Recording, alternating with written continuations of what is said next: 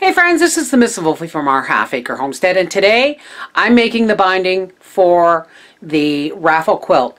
And I'm going to do a video on it only because I'm changing how I sew my strips together. So let's get started.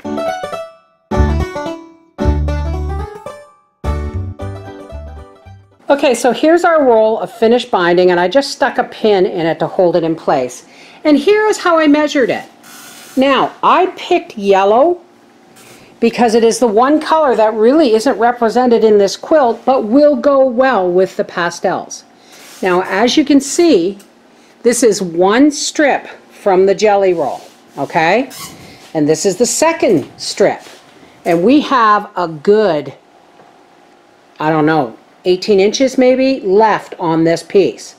So if we use 2 for the top and 2 for the bottom and 2 along each side, the extra will probably fill in the length, but I've put in the extra one, which is number 9, just because I hate getting to the end and realizing I'm too short. I would rather have a foot or two too much binding than a foot or two too short. Okay, I'm pretty sure I've overkilled it by about 1.5 feet, but that's, you know, better safe than sorry. Okay, so now what I'm doing is, instead of sewing them end to end, I take one strip and I put it right side facing up, and I take my other strip and I put it diagonally right across the end of that strip. You can eyeball it if you want, you can pin it if you want. I eyeball it, as long as these two sides line up, this one and this one. Okay, then we turn it diagonally to the right. Okay, so it's going to be your left corner that goes up to the top, and you sew from the corner to the corner. Again, pin it if you feel you need to. And then you take the one that you just sewed, and you take the other end of it and you turn it, make sure it's turned up, right side up, and you take your next piece. And then we do the same with the next strip at the corner, left to the top.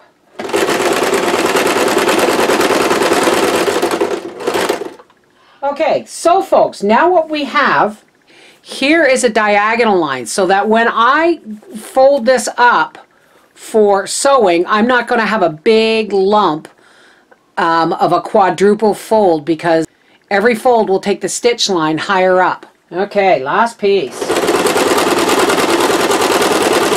And always remind yourself, folks, that it is the top left that is going up, because otherwise you'll sew it in the opposite direction and you won't get this beautiful clean diagonal line. So now we have a bunch of loops here, and all we're going to do is we're just going to cut them apart so that we have a nice long strip. Alright, so now all I'm doing is, you can use a ruler if you want, but as long as you can see your stitching line, you just give this a quick whiz over with your rotary cutter, and that gives you, that makes it so you do not have excess bulk along your seam, which is why we're doing it this way in the first place, right? Okay, now that I've spent the last 40 minutes looking for my iron, I had this one stashed in the bathroom cupboard because this isn't my regular iron. My other iron's totally missing. I have no idea.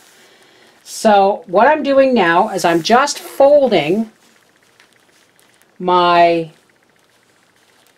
binding in half, edge to edge, and I'm ironing it. And I hate this iron because it doesn't have a setting that says cotton or this or that. And I'm going to get the first length folded. So now I'm going to take my handy dandy toilet paper roll, and I've cut a slit into it.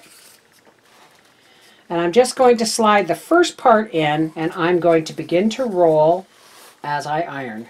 Now there's all kinds of handy attachment things that you can do that will, you know, that will fold this for you, but it folds it in 4.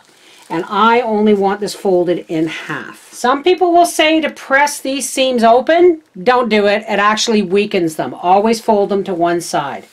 But as you can see, let me see if I can get you a little bit closer here. As you can see by our diagonal seam,